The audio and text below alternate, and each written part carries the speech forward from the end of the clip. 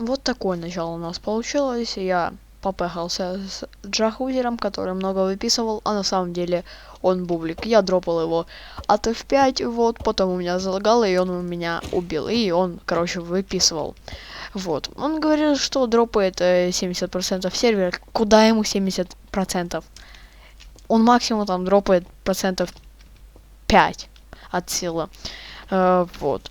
Я, конечно, тоже не топ-пэшер, но я хотя бы так не выеживаюсь. Все.